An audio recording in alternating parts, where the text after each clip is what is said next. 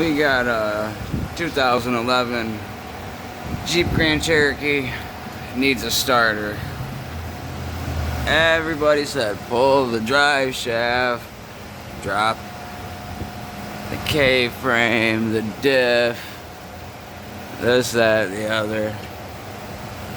So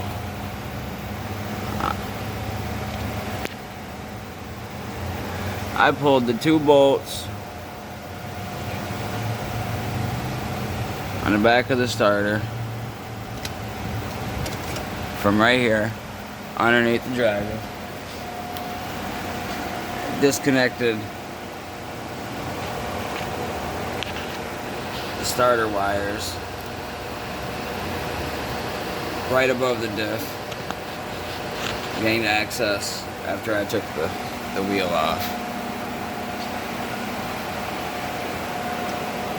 And then I took that plastic cover off here, off the front. And the starter slipped all the ways out. Took me about 20 minutes. Not even.